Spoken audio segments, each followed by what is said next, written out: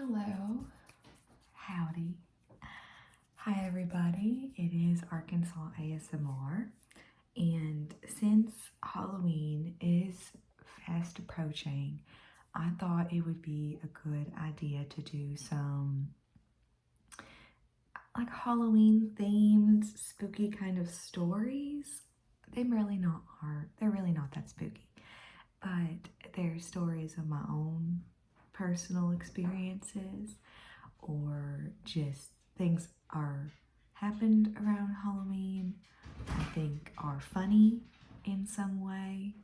So to the theme, Philip has entered the room. So hello sir. Okay, he's gone. Okay. So there's a couple different stories that I did think of that may be relevant. So one of them, the first one that came to my mind when I was thinking about Halloween and I don't know, being in high school, being younger. So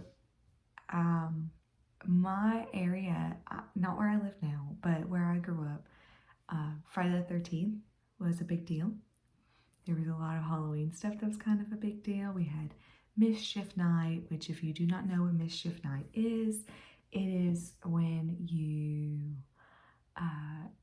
cause mischief the night before Halloween, like you TP people's houses, you toilet paper their houses.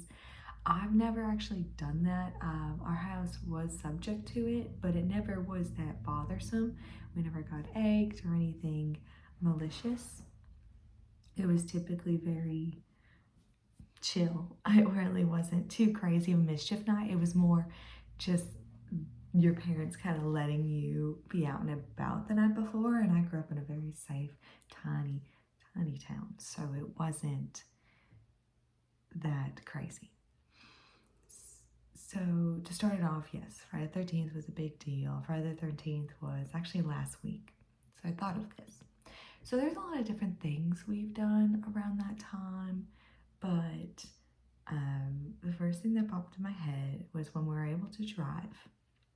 There was this old road that had these like spooky stories attached to it. It was a very haunting name of the road. I'm not going to say it because it's very distinct, and it just, I don't know, I'm not going to say, but it was very odd of a name, and it evoked feelings of death to the name.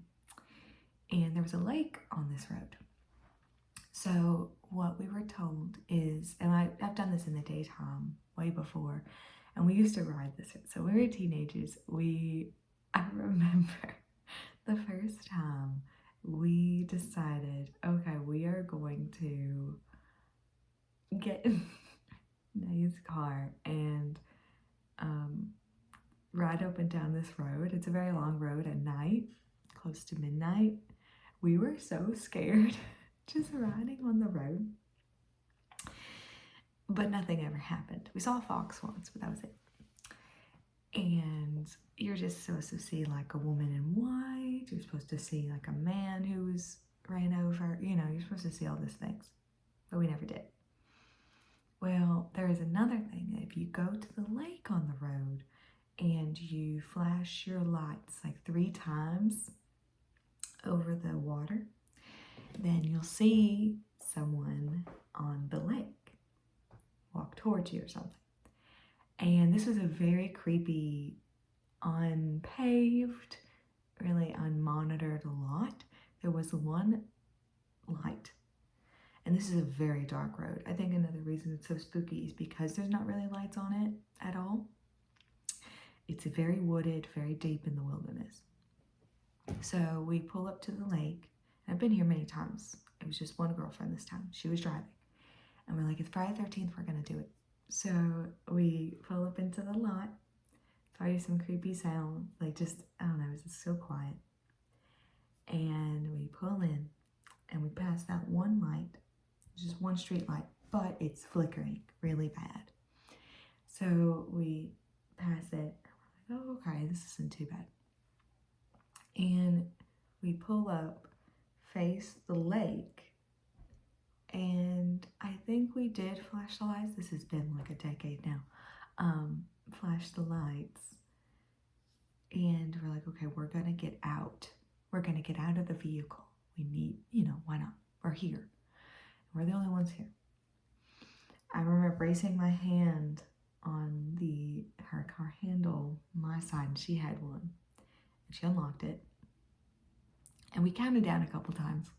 But finally we're like, okay, we're gonna do it. So we're like, 1, 2, and then this loud rumbling, which we realize now is a vehicle. Loud rumbling, And we're in the middle of the, I'll preface this, we were in the middle of the lot, facing the lake. There's room around us. It's all like a dirt lot, and then woods, okay? And we were bracing, and we hear something. We both look at each other. And then with too much speed on this road, on this lot, 3 or 4 cars speed off the road onto the parking lot. And I guess they didn't expect us to be there. So they circled us real quick before parking. And it just freaked us out at that moment of, who is this? Who are they? So we lock our car again. And we wait a moment and watch them. And they're looking at, when people start getting out, we realize they're teenagers that came to drink at the lake on Friday the 13th. Because you could see their beer, you could see different things they are holding. We're like, oh. We didn't know who they were. This is not where I grew up. This is like further away. And we lock the door and we look at them and they're looking at our car. They can't really see us at all. We're like, let's go home. And we were never scared of that road again. Like I've been down it years ago. They changed the sign because people kept stealing it. So now it's like a cement block. So yeah, that's first one that I thought of. So another story is, there's a bunch. The most scared I feel like I've ever been was, I was like 12 in Salem, Massachusetts. Scared in the sense that I didn't know, I believed in spirits, and it's like, someone's gonna get me. So I love history. That's one of my degrees, is curatorial and archival history. And I went to Salem, Massachusetts with my mom when I was 12. And it's just the two of us, and the history was amazing. But we ended one of the days with a walking ghost tour. And it's really cool, very historical. And I think my eyes were playing tricks on me. There was one room, or one house, near the graveyard, the largest graveyard. Like the historical large one. And there was a house that had like an attic. It was 2 floors. A lot of this black wood buildings. And if you don't know anything about Salem, Massachusetts, witch trials, very famous for witch trials. And New England itself is just, has a lot of spooky stories. So they said if you look at the window, you see a little girl because she was locked up in the attic because she was sickly, and they just put her up there and she died. And I swear I saw something in the window. I also had, this is before iPhones, and I had this red digital camera, and I was taking pictures of everything, and every photo had like huge white blockings, either like circular white or flashes of white over it. And I could not sleep that night. I don't know if I did see something later, so I went to bed and I kept like waking up my mom, and she got tired of it. I swear, like there was this moment, it could be tiredness, that I thought something was like flying at me. I ended up sleeping in the bathtub because I was so scared and reading a book until I fell asleep a little bit with the lights on. Like I took all the bedding I could and put it in the dry bathtub and slept there because I was 12. But it ended up being fine. It was a really good experience. Another time I was frightened. I was 16 in Ireland, and it was such a I mean, all the countries I feel like I've been to are beautiful, and in Ireland we did a group tour with other students, and it was a very late night tour. They picked us up on this spooky bus and took us to different places, talked about different really cool things of the area of Ireland's history, of their beliefs, of Christian beliefs, of pagan beliefs, with spirits, with afterlife, with heaven. And we ended up in a monastery. I believe they said the monastery was about, I swear they said 900 years old. It was very old. It looked old. And it was starting to get dark at that time, but it wasn't quite. Well, the longer we were there, it got very, very, very dark.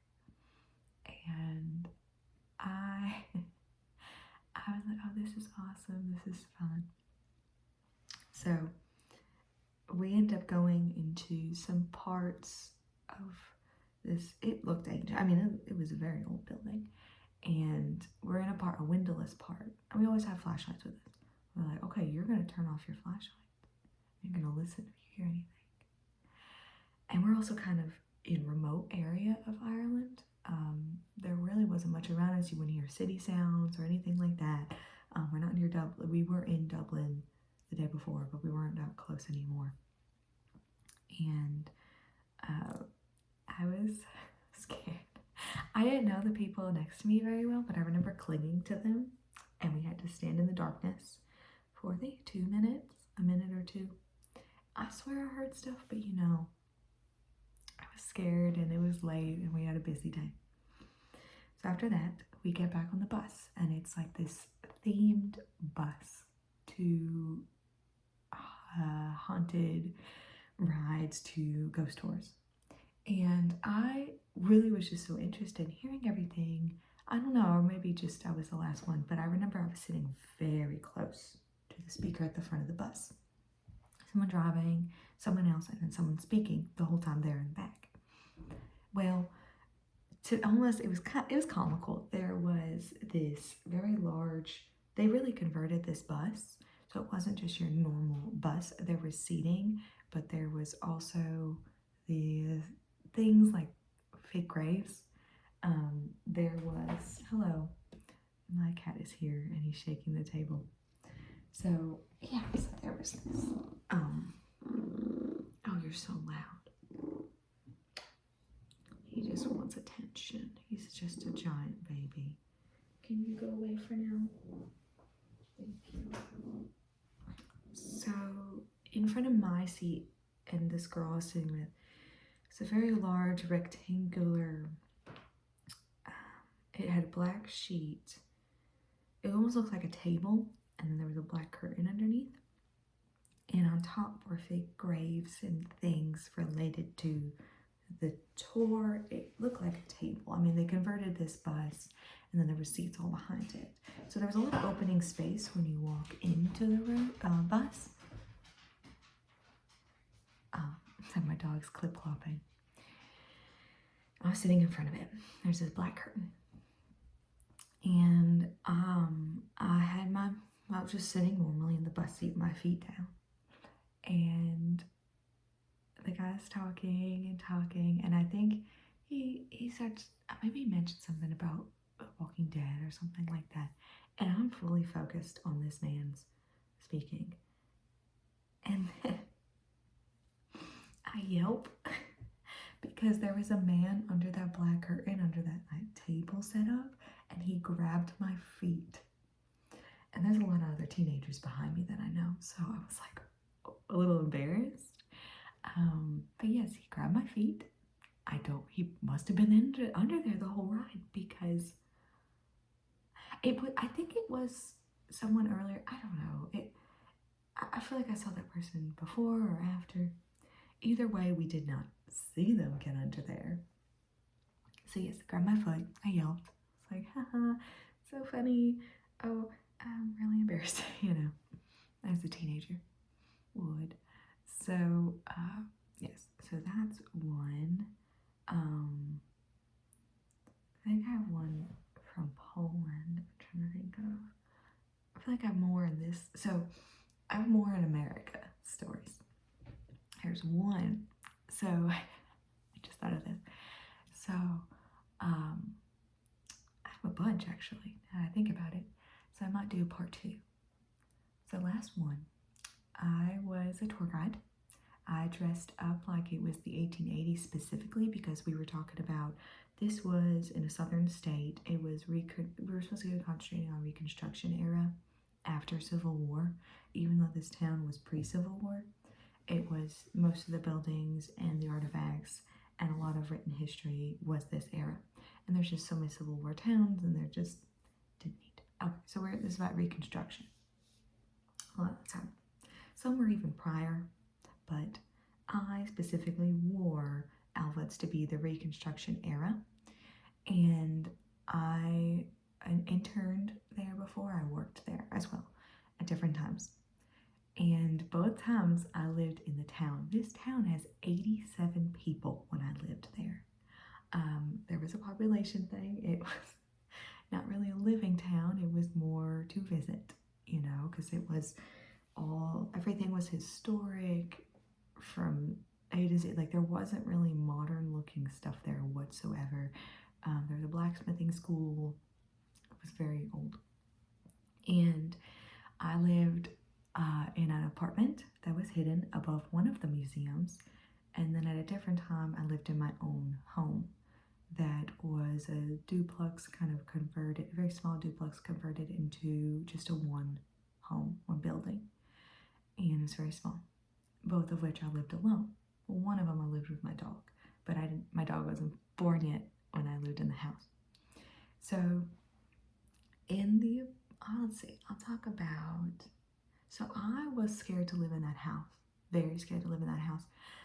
The house was on a plot called Lot 5, and Lot 5 used to be the center of the town, but no longer is, and a lot of stuff happened on Lot 5. There was only one other building there on Lot 5, and it was not occupied, so very scared living on Lot 5. But I'm going to talk about, I'll talk about Lot 5, because the apartment is scarier. So, I just felt odd in this house in Lot 5. It was a very rickety house. I heard they were going to demolish it at one point anyway and rebuild. It just wasn't the best. I was like, all right. I definitely heard things in the attic, but it probably was some kind of animal. There were neighbors, but it was extremely, extremely quiet town. I would blast the ceiling fan to get some kind of noise and some air circulating. And I had no Wi-Fi. I bought a hotspot, but I could sometimes FaceTime people. It was so spotty. I really couldn't do much. I mean, I could watch YouTube videos sometimes, but I read and I quilted and I sewed, and I would sometimes go to this really kind lady, Lena. I'd go to Lena's house and eat or just hang out. They had a pool, they had people, hang out with people. And she did have Wi-Fi. So it was, I just watch whatever she's watching, or she had cable maybe. She's watching Botched all the time. So in this building, I was just nervous in it all the time. I mean, I was 19 maybe. I can't remember, 19, 20. No, I was 21 because I turned 21 and it was a dry county. So I wasn't really interested in drinking much anyway, but I remember it was a dry county, so I couldn't even get alcohol if I wanted to. So I had different experiences where I felt like the bed was shaking when I'd wake up, because to me the bed felt like it was shaking and I would be sweating. It'd be cold in there, but I'd be sweating, so scared to like lift the blankets. So it felt like almost like someone was sitting at the end, or it would shake. I mean, it could have been me shaking in fear, shaking the bed, but I don't think so. There was one time in particular that I was getting so frightened, and I was getting ready before work because I worked in an archive at that building. When I lived in that building, I worked at archive, and I usually walked to the archive from there.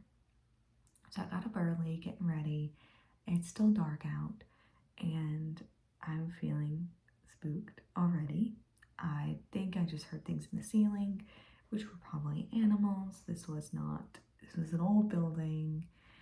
And I remember getting uneasy. I was like, okay, it's all in my head.